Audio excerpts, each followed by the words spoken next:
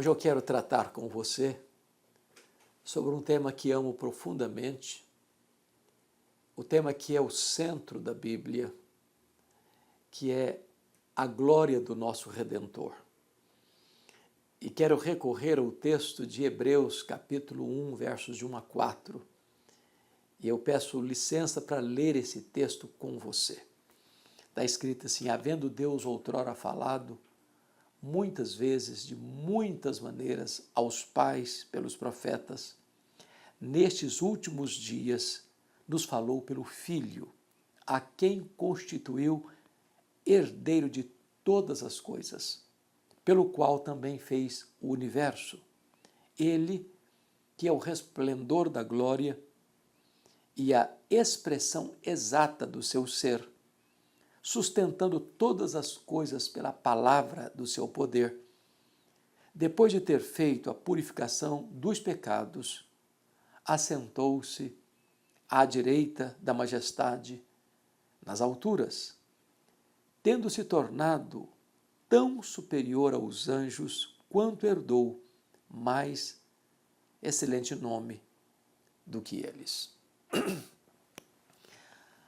A carta aos Hebreus, ela é tão estratégica e tão importante e tão necessária que, com justiça, ela tem sido chamada de a chave hermenêutica da Bíblia. Nós não poderíamos compreender o Antigo Testamento sem olhar pelas lentes da carta aos Hebreus. Esta carta retrata a centralidade, a glória, a excelsitude de Jesus, o nosso glorioso Redentor. O Antigo Testamento apresenta Jesus como aquele que haveria de vir. Jesus está presente no Antigo Testamento.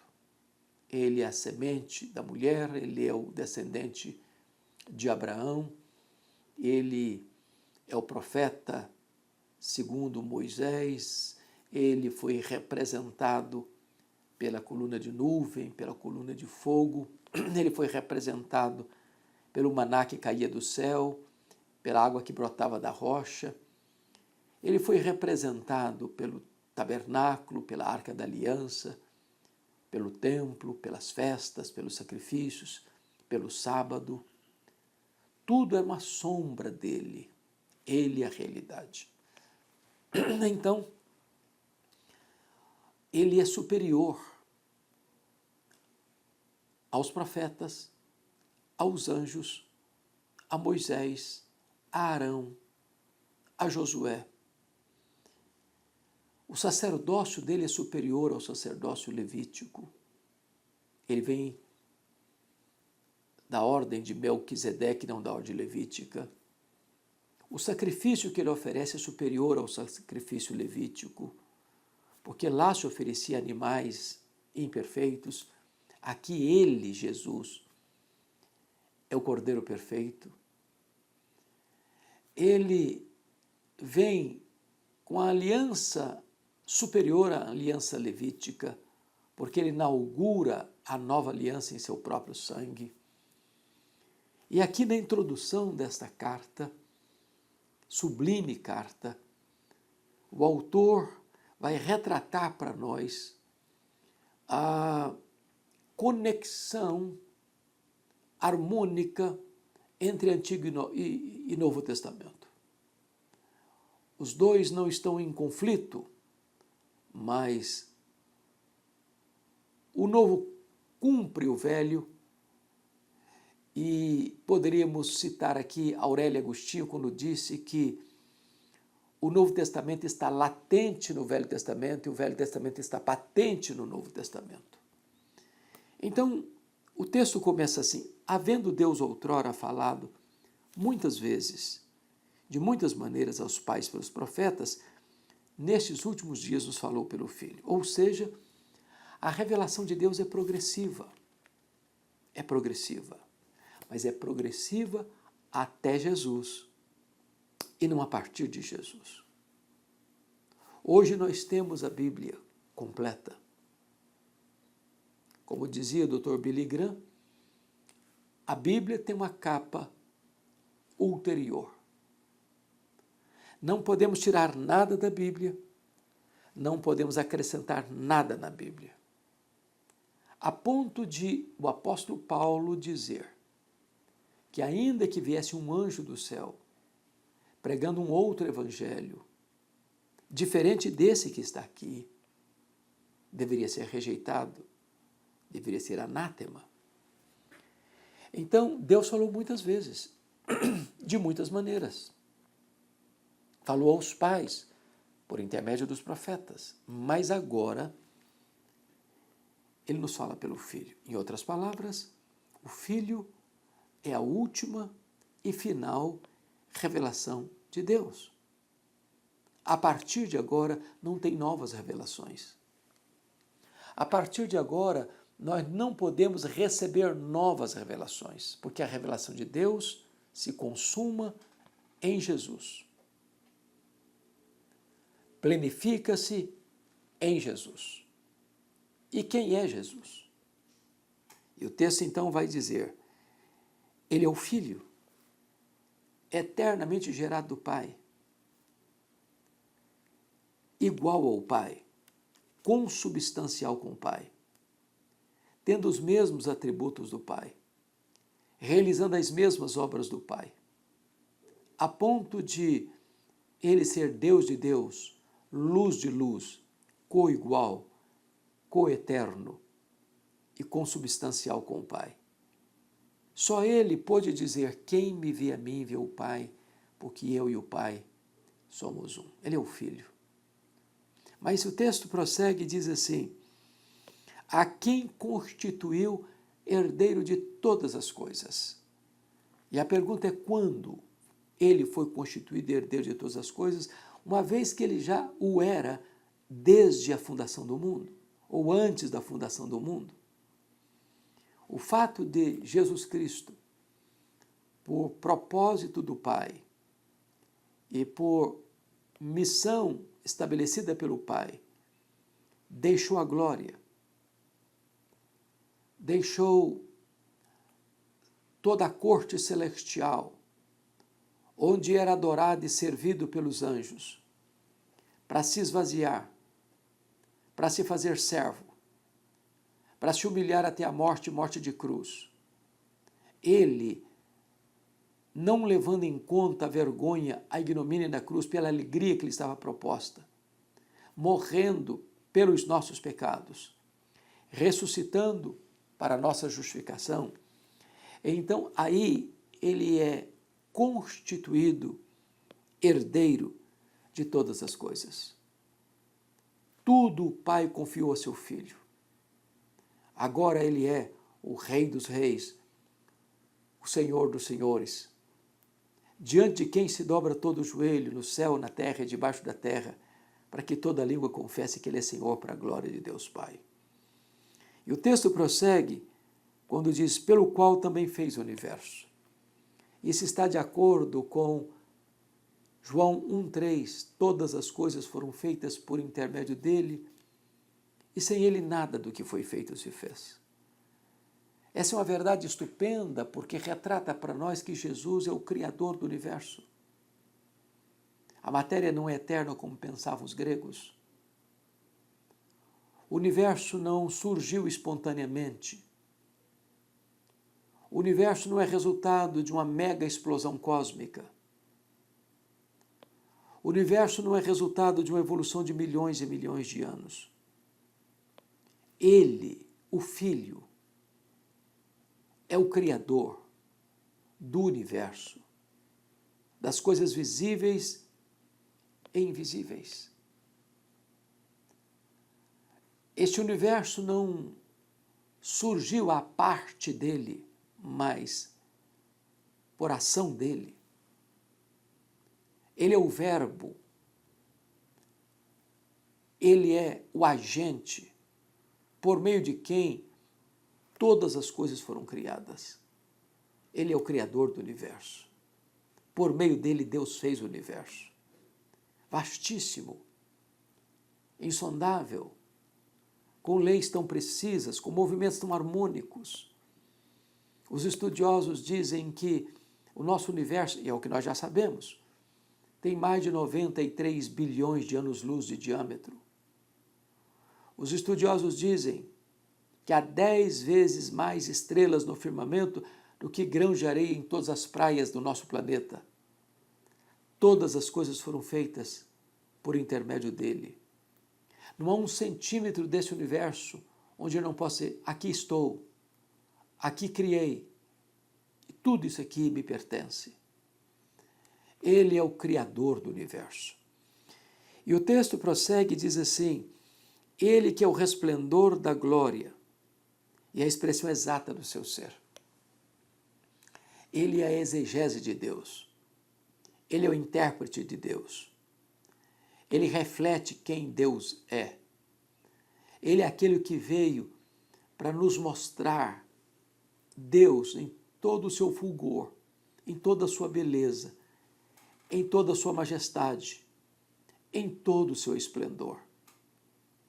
Ele não apenas reflete parcialmente, não, ele é a exata expressão do ser de Deus. Ele é o resplendor da glória. Quem o vê está vendo o próprio Pai. Ele e o Pai são um. Ninguém pode ser exatamente como Deus é, pois o Verbo, o Filho, é a exata expressão do ser de Deus. Você quer conhecer Deus? Olha para Jesus. Você quer conhecer o amor de Deus?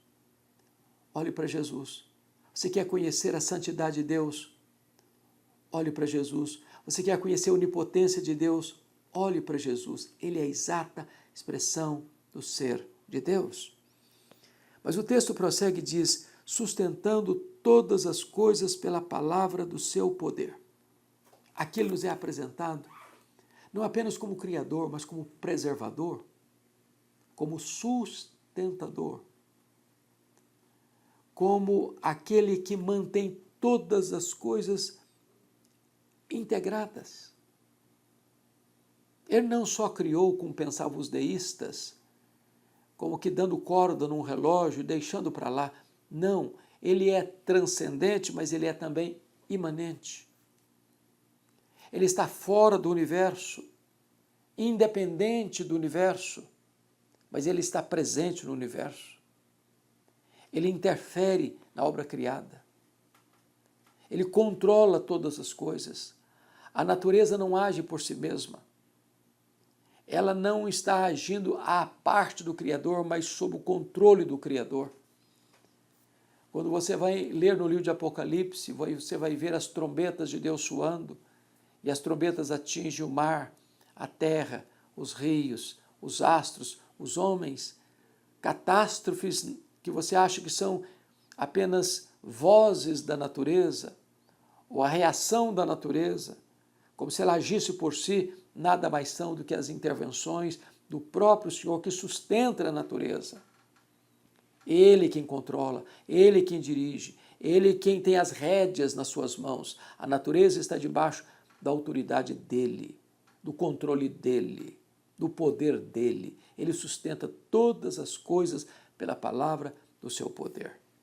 Mas o autor aos Hebreus, depois de descrever Jesus como este supremo profeta de Deus, revelador de Deus, agora ele vai nos apresentar Jesus como supremo sacerdote, quando ele diz assim, depois de ter feito a purificação dos pecados, agora ele é o sacerdote que oferece o sacrifício, e ele é o próprio sacrifício. Sacrifício perfeito, imaculado. Porque lá no sistema levítico, um sacerdote imperfeito oferecia um sacrifício imperfeito. É por isso que os sacrifícios precisavam ser repetidos e repetidos e repetidos, porque eles não tinham poder em si mesmos, mas apontavam para o verdadeiro sacrifício perfeito, que é Jesus. Os sacerdotes imperfeitos apontavam para um sacerdote perfeito, que é Jesus. Aqueles sacrifícios não podiam purificar pecados, mas apontavam para aquele que purifica pecados. Mas aqui está escrito, depois de ter feito a purificação dos pecados. Ele morreu, morte vicária, substitutiva. Ele morreu em nosso lugar.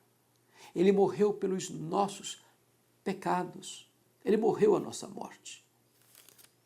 E é por isso que a Bíblia diz que o sangue de Jesus nos purifica de todo o pecado. Nós temos plena redenção. Ele lidou de uma vez para sempre com a questão do pecado. Quando você crê nele, você tem o perdão dos pecados. Que verdade bendita, que verdade gloriosa.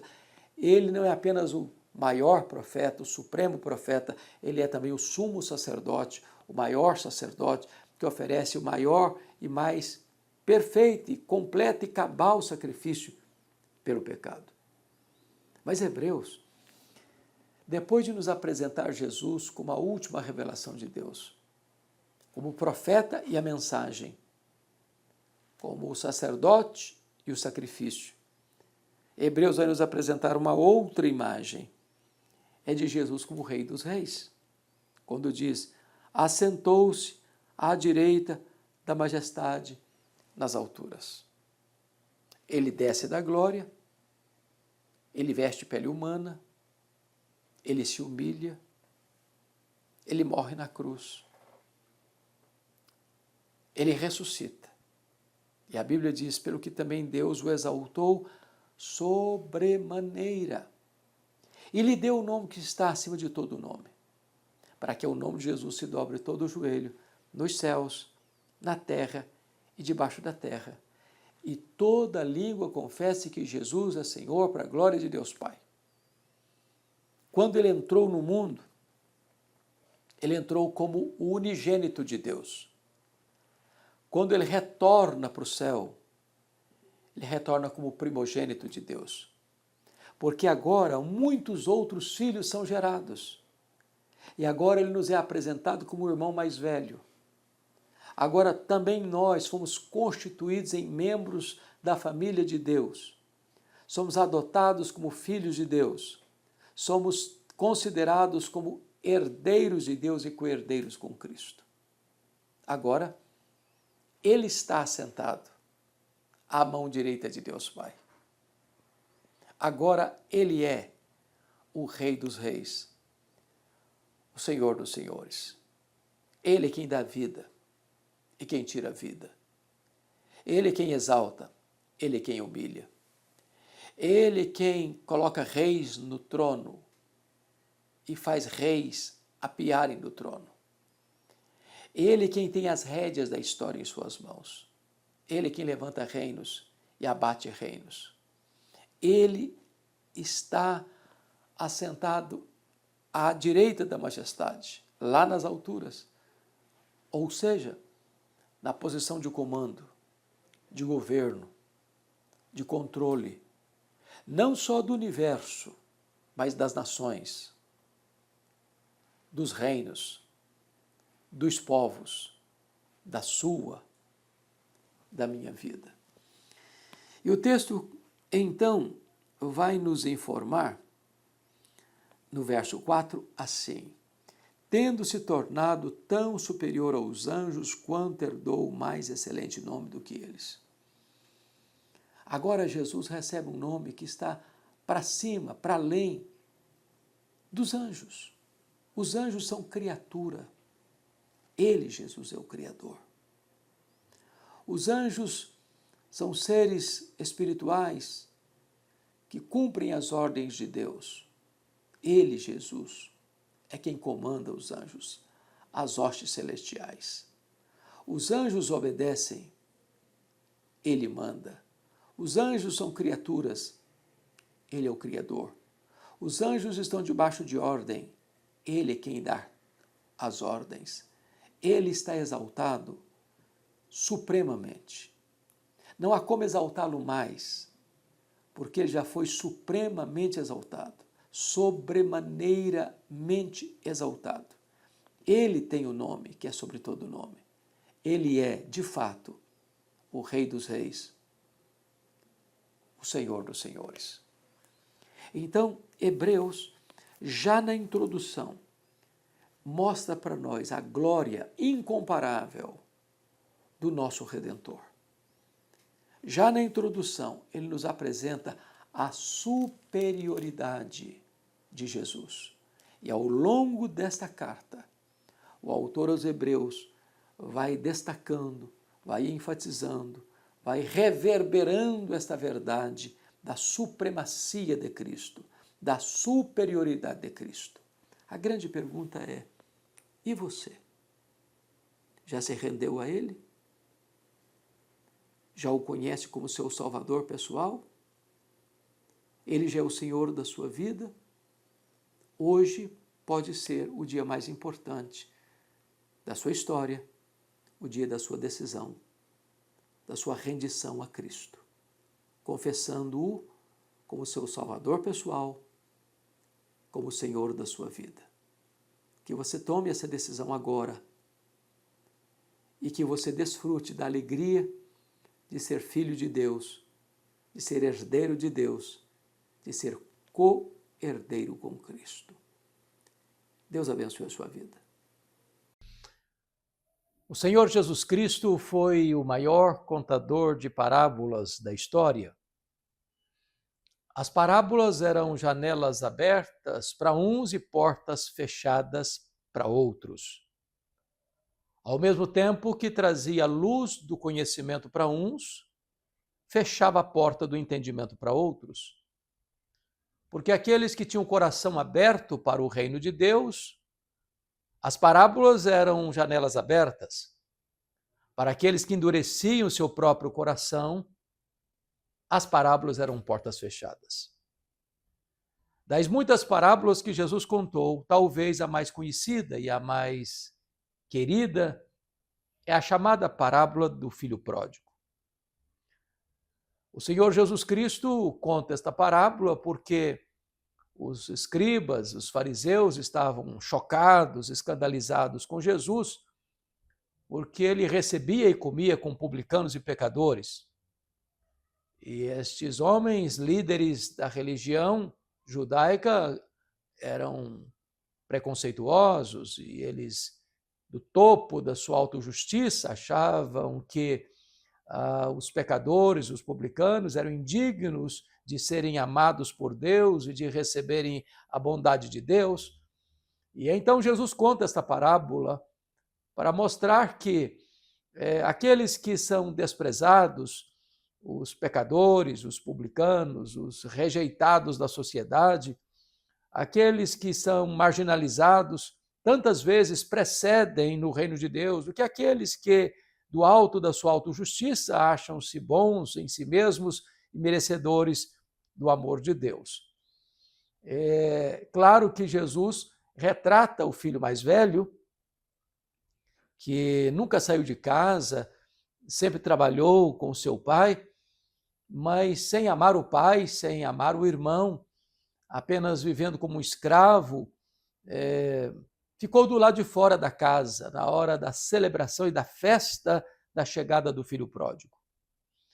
Se esse filho mais velho representava os escribas e fariseus, o filho pródigo, o jovem que saiu de casa, perambulou pelo mundo, pelo país distante, gastou e dissipou seus bens, vivendo dissolutamente, caiu em miséria, mas no fundo do poço, ele caiu em si e ele voltou para o pai, foi perdoado pelo pai, e houve uma grande festa, uma grande celebração, e o pai abraçou, beijou, mandou trazer roupa nova, sandálias novas, anel novo, matar o bezerro cevado e regozijar-se, porque aquele que estava perdido foi achado, que estava morto reviveu, e houve grande celebração naquela casa.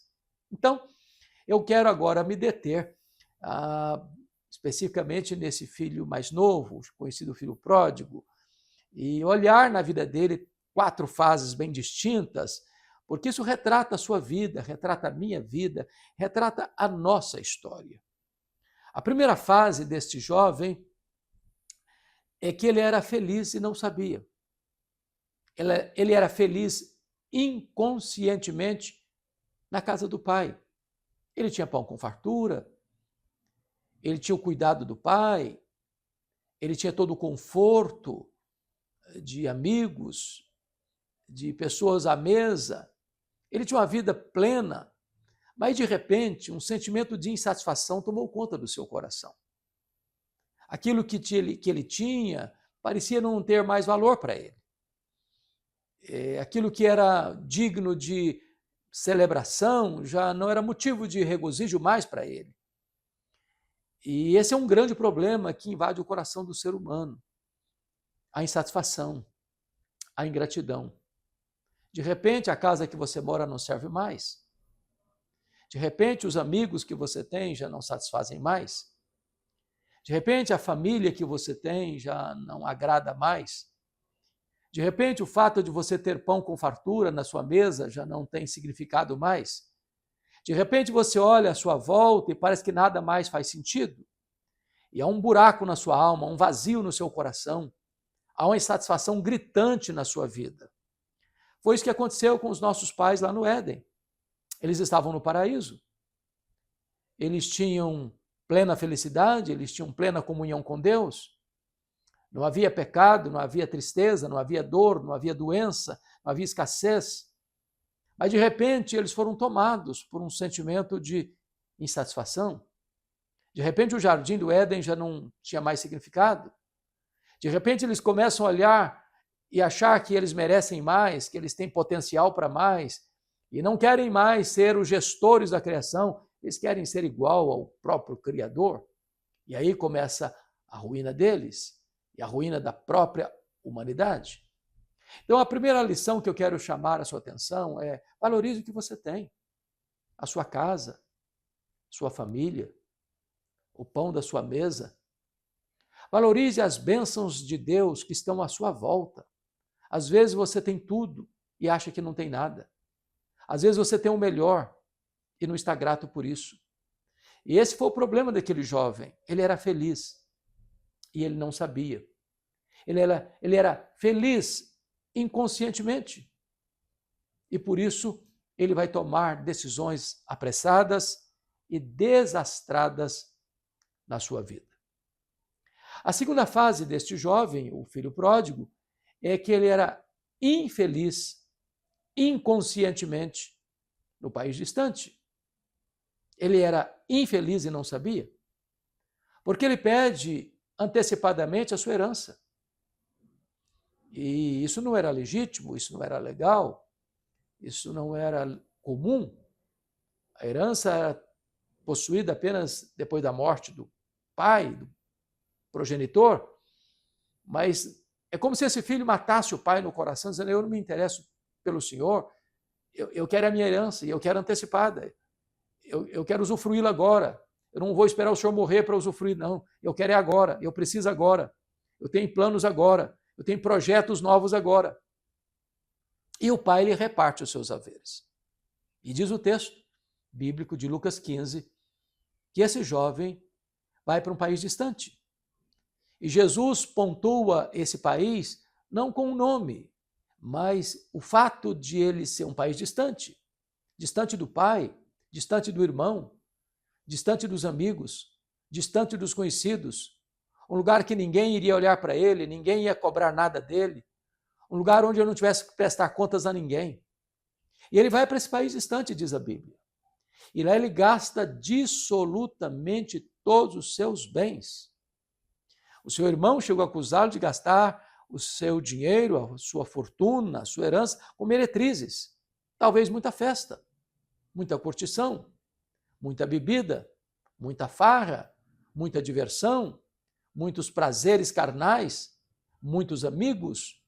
Enquanto o dinheiro jorrava do seu bolso, havia festa, havia bebida, havia comida, havia celebração.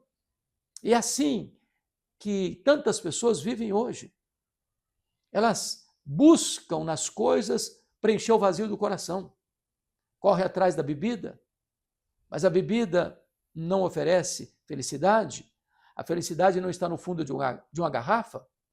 Elas procuram a felicidade onde? Nos prazeres deste mundo, nos banquetes deste mundo. E elas bebem todas as taças dos prazeres e o vazio continua lá. Elas correm atrás das mais diversas aventuras e mesmo tendo essas aventuras, o coração não se satisfaz. Elas correm atrás de riquezas e granjeiam fortunas, mas o dinheiro não satisfaz. Elas correm atrás de músicas, de shows, de programas, de eventos, de celebrações, e nada disso preenche o vazio.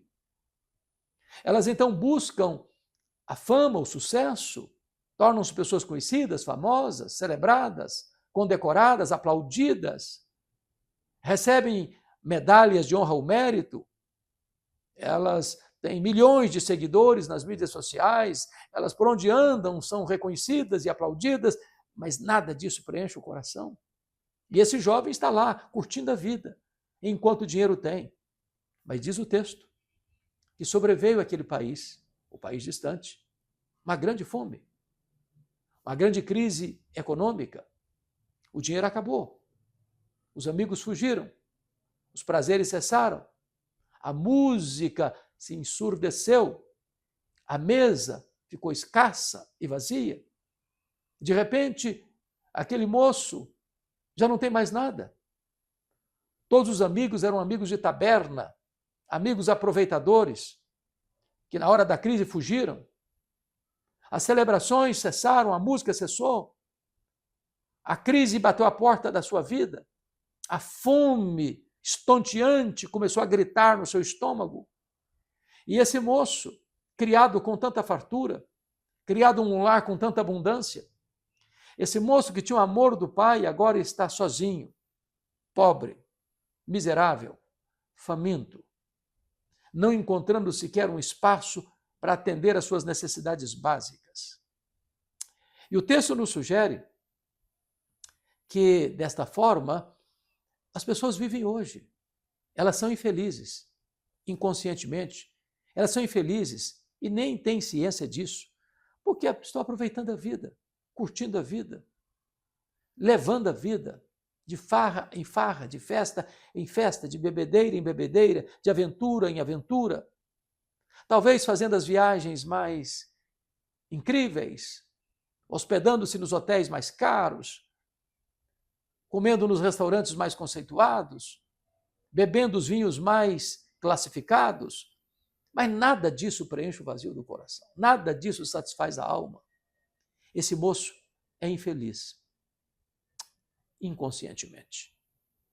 Mas vamos agora à terceira fase da vida dele. Agora, não encontrando nenhum lugar para atender às suas necessidades, ele foi cuidar de porcos. E Jesus cuidadosamente trata desse assunto, porque para os judeus o porco é um animal imundo. Cuidar de porcos dentro da cultura judaica é fundo do poço, é fim de linha, é a degradação maior. E diz o texto que nem das alfarrobas que os porcos comiam ele tinha direito de comer. Então vem a terceira fase dele. Infeliz, conscientemente. Agora ele é infeliz e tem consciência disso. Quantas pessoas que foram arruinadas na vida e elas estão no fundo do poço. Pessoas que acharam que a felicidade estava num cigarro de maconha, num baseado. Achavam que a felicidade estava num papelote de cocaína. Ou achavam que a aventura estava nas outras drogas pesadas, como a heroína, como o crack. E hoje as ruas estão entupidas de pessoas escravas, destruídas pelas drogas. Aquela aventura inicial que parecia ser uma viagem psicodélica transformou-se num tormento.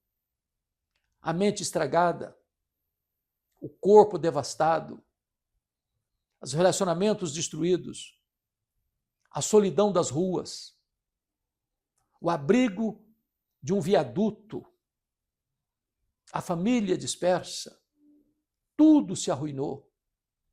O que resta é solidão, é fome, é necessidade. Agora esse moço está maltrapilho, cheio de lama, com o estômago doendo de fome, cuidando de porcos. E nem a comida de porcos ele tem para se alimentar. É fundo do poço, é fim de linha. É isso que o pecado faz. O pecado é um engodo. O diabo é um farsário. Promete mundos e fundos e não entrega nada. O pecado promete prazer e traz culpa. Promete liberdade e escraviza. Promete vida e mata. O pecado é um embuste que levará você mais longe do que gostaria de ir, reterá você mais tempo do que gostaria de ficar e custará a você um preço mais alto do que você gostaria de pagar. Esse moço agora é infeliz, muito infeliz. E tem consciência disso? Essa é a terceira fase da sua vida. Mas a quarta e última fase da vida desse moço é que ele é feliz, conscientemente, quando volta para a casa do pai. Agora ele é feliz e sabia disso. Porque lá no chiqueiro, no fundo do poço, coberto de trapos e com fome, diz a Bíblia que ele caiu em si. E ao cair em si, ele se lembrou da casa do pai. E ao se lembrar da casa do pai, ele recordou que na casa do seu pai tinha pão com fartura. E ele tomou uma decisão. Levantar-me-ei, irei ter com meu pai. A vida é feita de decisões. Esse moço não ficou apenas marcado por lembranças de saudosismo do passado. Não, ele tomou a decisão. Ele reconheceu o seu erro. Ele entendeu o seu fracasso. E ele toma a decisão de voltar. De voltar para a casa do pai. Não com arrogância. Não reivindicando ou exigindo alguma coisa. Ele volta, consciente de que nada tem e de que nada merece. Não quer sequer ser tratado como filho, basta-lhe ser tratado como um jornaleiro, um trabalhador da casa, um escravo, um servo. E quando ele volta, para sua surpresa, o seu pai o avistou de longe. O seu pai o esperava. O seu pai já havia feito provisão para sua volta. E corre na sua direção. E o abraça e o beija. E esse filho começa a dizer para o pai o discurso que havia ensaiado, dizendo: eu não sou digno de ser chamado teu filho. Eu pequei diante de ti, diante de Deus. Já não sou digno de ser chamado teu filho. Trata-me como nos teus trabalhadores. O pai não permitiu que ele usasse essa expressão. Ao contrário, interrompeu seu discurso. Mandou trazer rapidamente a melhor roupa, sandália para os pés, anel no dedo. E deu ordem aos seus servos para imolar, matar o bezerro cevado, fazer um grande churrasco, uma grande festa, porque este meu filho estava perdido e foi achado, estava morto e reviveu. E começaram a celebrar.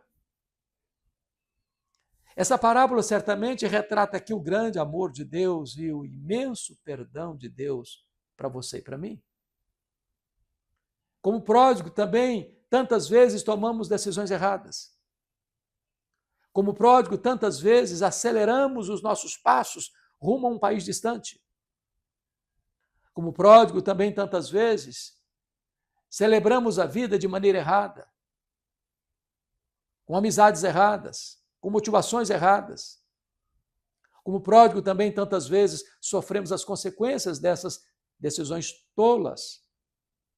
Mas eu quero lhe dizer que Deus é rico em perdoar e tem prazer na misericórdia. Se você se voltar para Ele, se você se arrepender, se você se levantar, se você caminhar na direção de Deus, Ele caminhará na sua direção. Ele então lhe dará um abraço do perdão, o beijo da reconciliação. Ele não vai tratar você mais como escravo, porque vai colocar em você sandália nos pés. É filho, não é escravo. vai te dar honra, vai colocar o anel no dedo. Você é herdeiro de Deus, co-herdeiro com Cristo. Ele vai mandar matar o bezerro cevado, que era um animal preparado com muito carinho para uma ocasião muito especial, de muita alegria na família. Vai ter uma festa. A Bíblia diz que há júbilo diante dos anjos de Deus lá no céu por um pecador que se arrepende. Deus tem prazer que você volte para Ele. Deus não tem prazer na morte do ímpio, mas em que ele se arrependa e viva.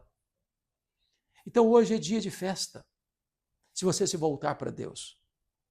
Não importa quão longe você foi, não importa quão profundamente você caiu, não importa quão arruinado você esteja pelas consequências das suas decisões. Hoje Deus perdoa os seus pecados. Hoje Deus apaga as suas transgressões. Hoje Deus restaura a sua sorte. Hoje Deus muda o cenário da sua vida. Hoje pode ter festa na sua alma. Hoje pode ter festa diante dos anjos de Deus lá no céu.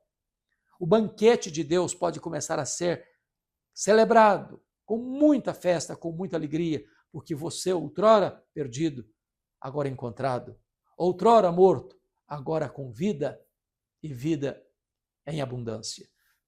Eu quero concluir esta meditação com você, resumindo essas 4 fases do pródigo. Primeiro, ele era feliz e não sabia quando estava na casa do pai. Tinha tudo, mas não valorizava nada. Segundo, ele era infeliz e não sabia quando ele estava no país distante, vivendo uma vida dissoluta. Terceiro, ele era infeliz e sabia quando estava no chiqueiro, cuidando de porcos, maltrapilho e faminto. Quarto, ele era feliz e sabia quando tomou a decisão de voltar para o pai, se arrependeu, reconheceu o seu erro e encontra o abraço do pai, o beijo do pai, o perdão do pai, a festa do pai. Que Deus abençoe você. Talvez você é um pródigo, foi criado no Evangelho e se afastou. Talvez você está iludido pelas alegrias passageiras deste mundo, buscando satisfazer a sua alma. Talvez você esteja até mesmo numa situação difícil, colhendo os frutos amargos da sua semeadura insensata. Mas hoje é hora de você se levantar. Hoje é hora de você não fugir de Deus, mas correr para os braços de Deus. Hoje é o tempo oportuno de você ser perdoado, restaurado, para celebrar a festa da salvação, do encontro com Deus, da reconciliação com Deus, da volta para os braços do Pai. Deus abençoe sua vida, Deus abençoe o seu coração. Hoje eu vou tratar com você de um dos assuntos mais importantes e solenes da vida da igreja contemporânea. Eu quero falar para você sobre restauração do fervor espiritual. Deus tem me dado o privilégio de percorrer o Brasil em todos os estados e pregando também em várias nações, igrejas diferentes, denominações distintas, igrejas mais conservadoras, outras mais de linha pentecostal. E a constatação que eu chego é que a grande necessidade da igreja hoje é de fervor espiritual. Isso porque fervor espiritual não tem a ver necessariamente com o estilo de culto. Há igrejas cujo estilo de culto, a liturgia, é solene. Há outras que o estilo é mais informal. Algumas que são silenciosas, outras são mais barulhentas. Mas não é isso que define a espiritualidade. O ser humano tem a capacidade de demonstrar isso ou esconder isso através dos seus gestos. E Deus não fica impressionado com os nossos gestos, por mais grandiloquentes que sejam, por mais informais ou formais que sejam. Deus vê o coração, Deus conhece a intimidade no íntimo. A igreja de Éfeso, por exemplo, era uma igreja extremamente fiel na doutrina, na ética, na sua capacidade de sofrer pelo Evangelho, mas recebe de Jesus, ao mesmo tempo, elogios por esses fatores, mas também uma censura, porque tinha abandonado o seu primeiro amor. Tinha colocado a sua vida espiritual no piloto automático. Tinha perdido aquele fervor do primeiro amor, aquele entusiasmo pelas coisas do alto, as coisas espirituais. É possível que nós mantenhamos a ortodoxia e percamos ao mesmo tempo o fervor. Alguém já disse, e eu concordo, que a ortodoxia é boa, ela é necessária, ela é insubstituível. Entretanto, a ortodoxia morta mata. Martinho Lutero chegava a dizer que o sermão sem unção endurece o coração. Nós precisamos não apenas de buscar melhores métodos, Deus está buscando melhores homens cheios do Espírito Santo. E tenho percebido falta de fervor, tanto nas igrejas chamadas históricas, mais conservadoras, como também falta de fervor nas igrejas mais pentecostais, com a liturgia mais informal. E eu queria aqui reportar o texto de Apocalipse, capítulo 3, versos 14 a 22, porque é ali que Jesus diagnostica o problema da falta de fervor espiritual. Das 7 igrejas da Ásia, Jesus Cristo tem elogios a fazer e censuras a fazer. Para 2 igrejas, apenas elogios: a igreja de Esmirna, a mais pobre, e a igreja de Filadélfia, a mais fraca. Para 4 igrejas, Jesus tem elogios e censura a fazer. Para a igreja de Éfeso, para a igreja de Tiatira, de Pérgamo e de Sardes. Porém, para uma igreja, Jesus não tem nenhuma palavra de elogio a fazer, apenas censura. O que mais nos chama atenção é que esta igreja que só tem ou só recebe censura, a igreja de Laodiceia, era a igreja que tinha a melhor autoavaliação. É a igreja que se considerava a melhor igreja. Ela chegou a dizer: eu estou rica e abastada, eu não preciso de coisa nenhuma. E Jesus, olhando esta mesma igreja, chega a uma outra conclusão e tem um outro diagnóstico. Não, tu és miserável, pobre, cego e nu. Aquela igreja que achava que estava tão bem na fita, que se olhava no espelho e dava nota máxima para si mesma. Aquela igreja que era capaz de formar um grande coral dos membros da sua comunidade e cantar o hino com grande atitude diante do espelho, está provocando náuseas em Jesus. O que me chama a atenção é que Jesus não condena qualquer desvio doutrinário desta igreja. Não há denúncia de Jesus de falsos apóstolos, falsos profetas, falsos mestres, falsas doutrinas na igreja de Laodiceia. Fatores esses denunciados em outras igrejas.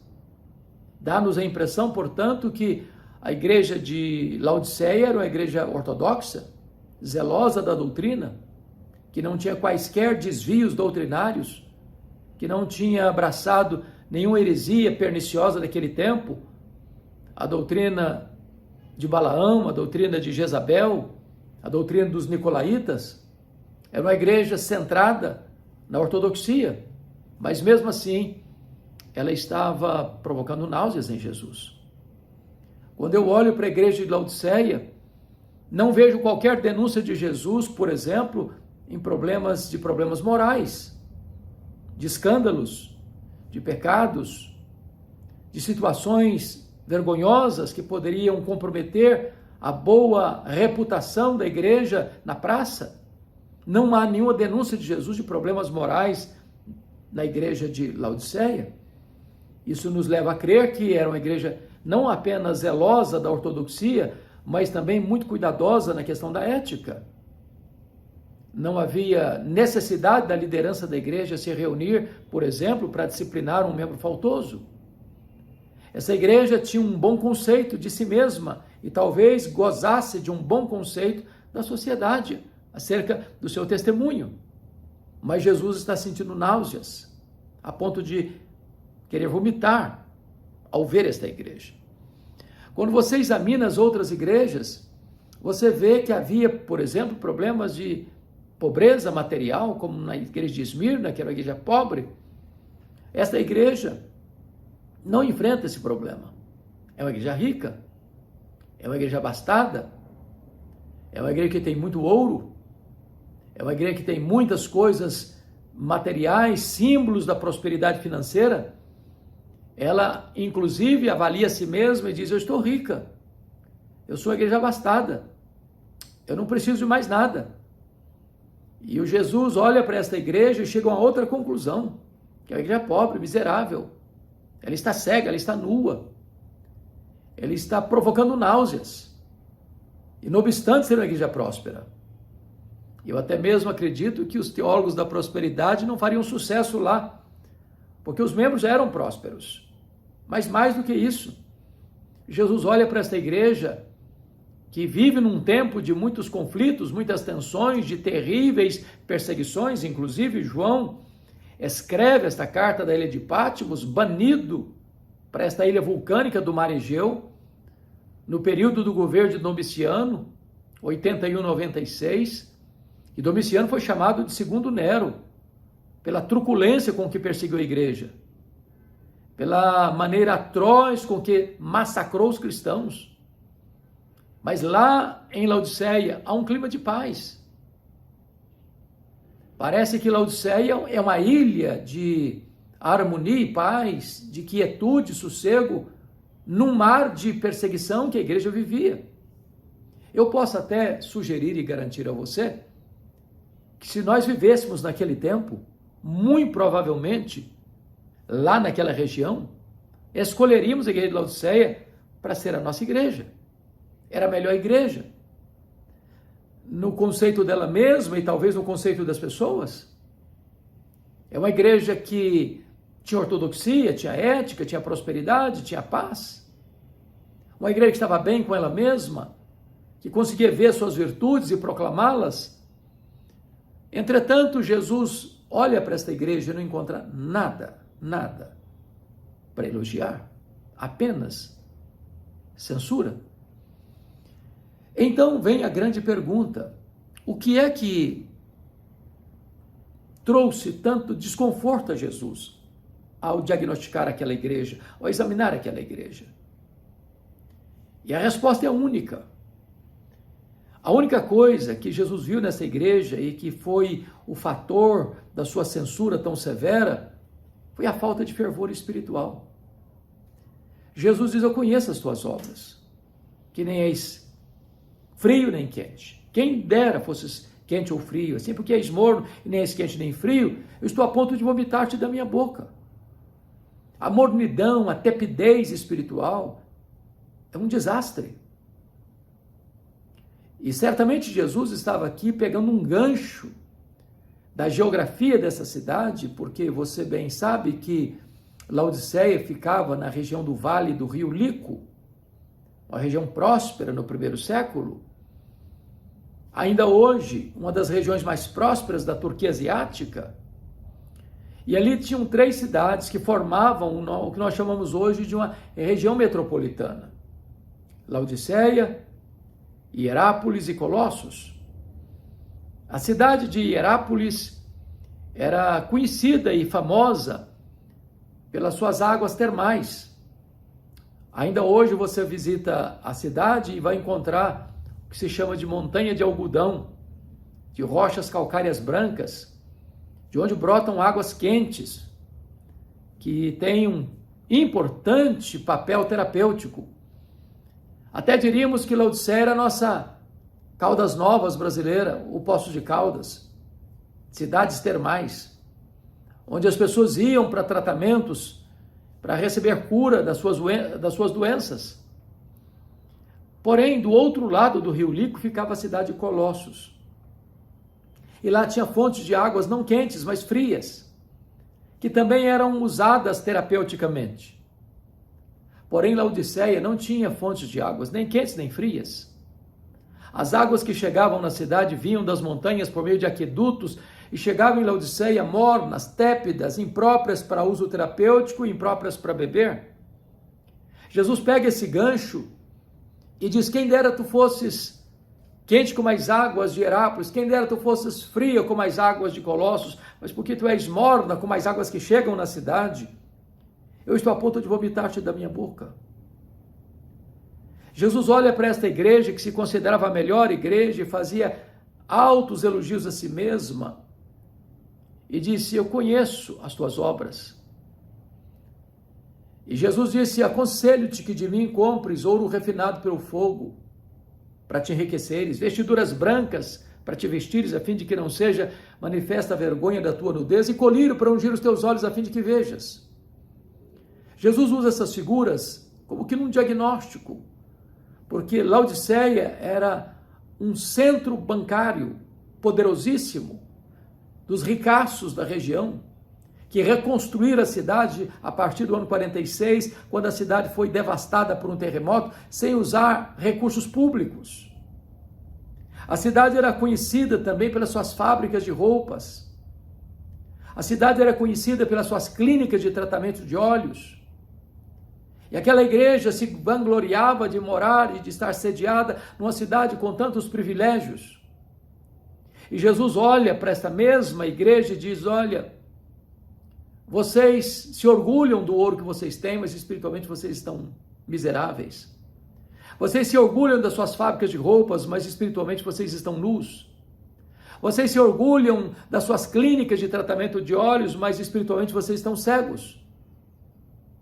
E Jesus, então, não denuncia essa igreja por desvio doutrinário, ou por quedas morais, ou por pobreza extrema, ou mesmo por conflitos e perseguições, mas Jesus se incomoda por demais ao ver que nesta igreja faltava fervor, morna, tépida, insípida, sem entusiasmo, sem vibração, sem calor espiritual.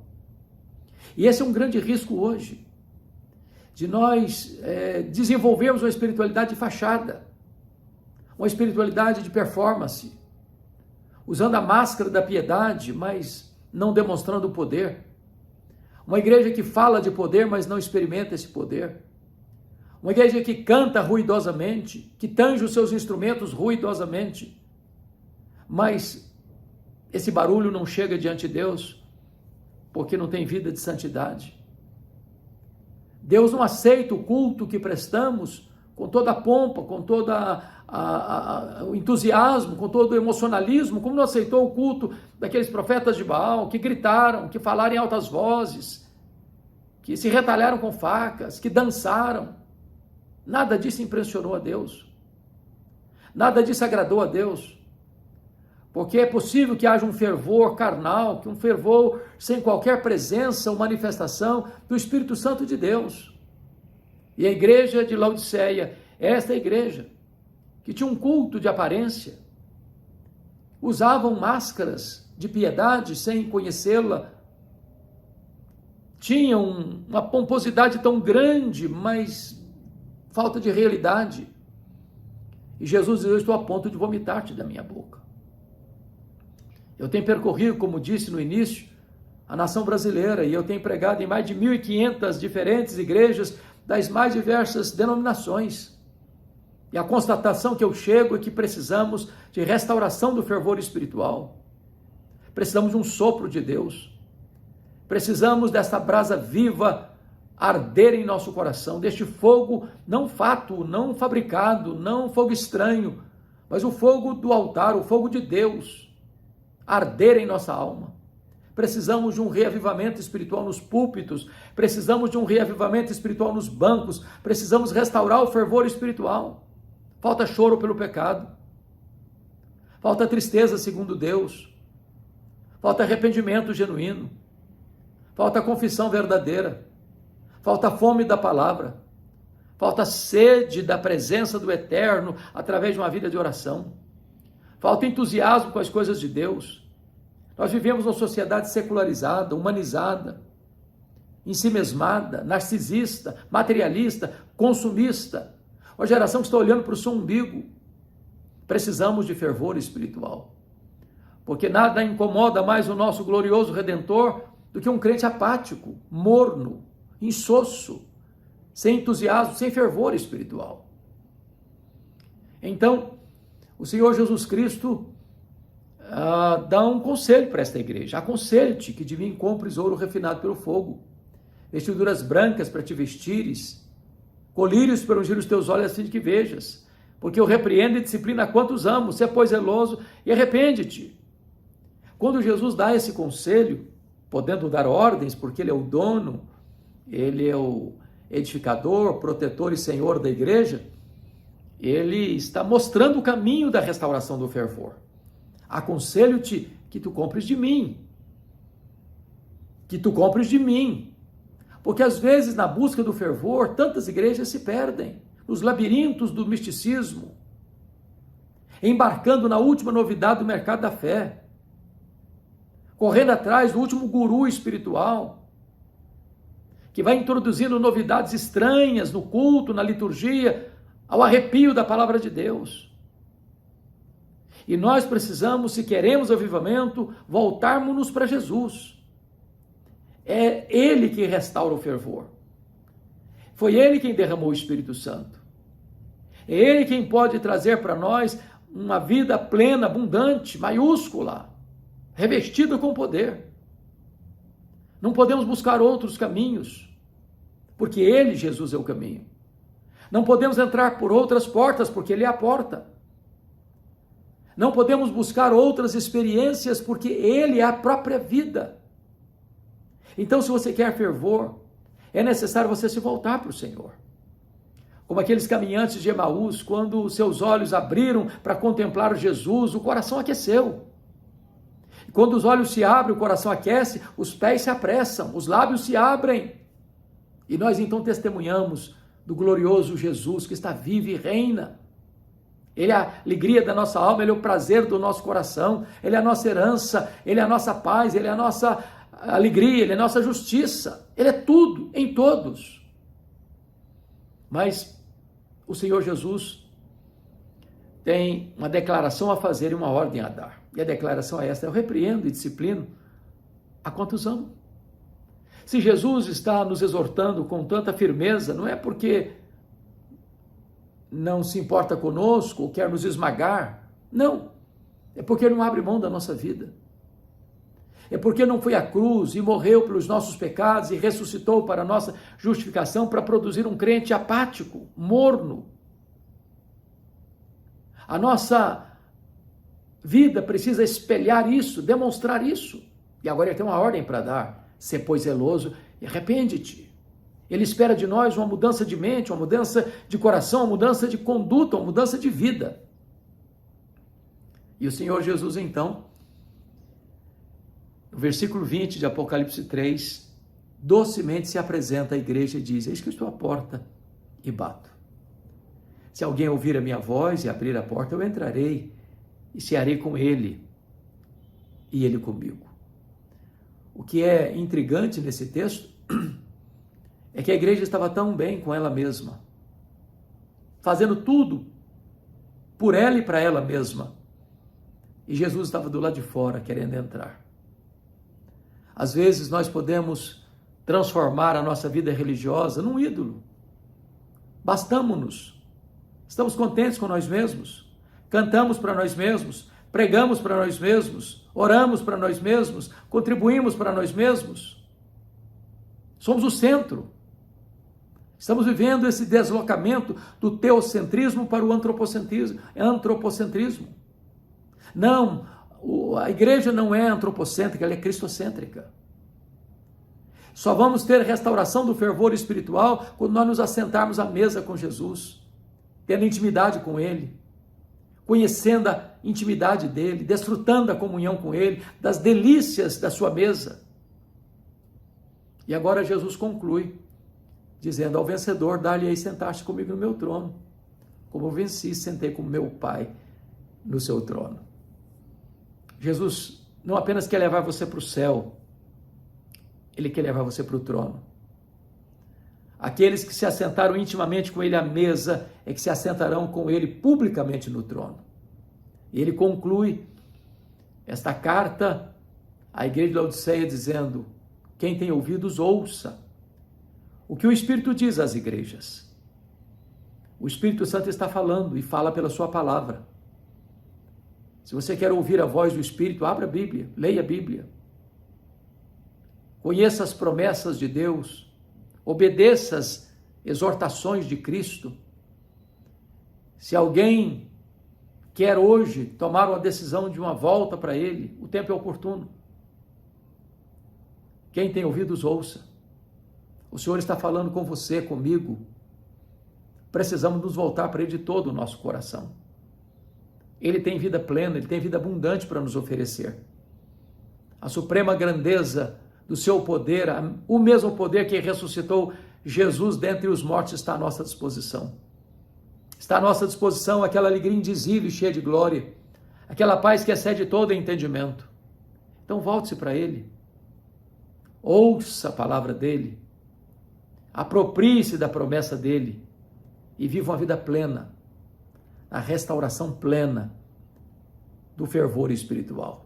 Que Deus abençoe sua vida, que Deus abençoe seu coração, que Deus abençoe sua família. É tempo de nos voltarmos para o Senhor de todo o nosso coração.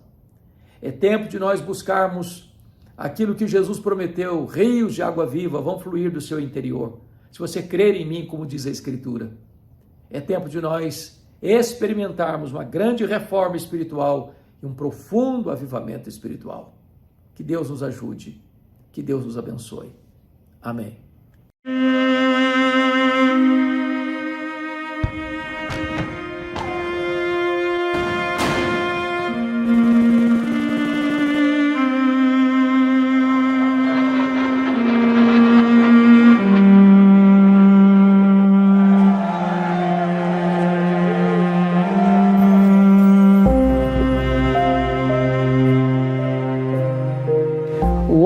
Um ser em conflito. O homem é uma guerra civil ambulante. O homem está em conflito com Deus. Ele está em conflito com o seu próximo. O homem está em conflito consigo mesmo. Ele está em conflito até mesmo com a natureza onde ele vive. O homem é um ser beligerante. Razão disso é que nós tivemos só no século passado 2 sangrentas guerras mundiais. Na Primeira Guerra, mais de 30 milhões de pessoas foram mortas. O mundo não aprendeu a lição. Anos depois, na Segunda Guerra Mundial, foram mais de 60 milhões de pessoas assassinadas.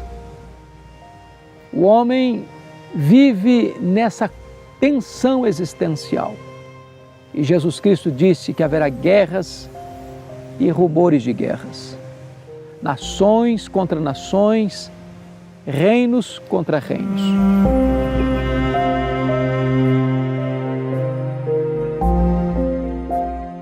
O mundo precisa conhecer a paz, mas só pode conhecer a paz na medida em que estiver debaixo da autoridade, do domínio e do governo do príncipe da paz. O homem precisa conhecer a paz com Deus, ser reconciliado com Deus. É Deus quem serena a alma, que aquieta o coração, que nos possibilita construir pontes de amizade onde o ódio cavou abismos de mágoas. Você precisa experimentar a paz com Deus, porque quando você é reconciliado com Deus, você tem serenidade na sua alma, mesmo nas turbulências da vida. Você pode, deve, precisa experimentar a paz de Deus, porque a paz que Deus oferece não é uma paz de cemitério, ela coexiste com os mares revoltos da vida, com as tempestades da existência. Mesmo quando você está entrincheirado e emparedado pelas lutas mais terríveis e avassaladoras, você pode ter quietude na alma, descanso na mente, sossego no seu coração. Agora mesmo você pode ter paz com Deus. Agora mesmo você pode ter paz com você mesmo. Agora mesmo você pode ter paz com o seu próximo.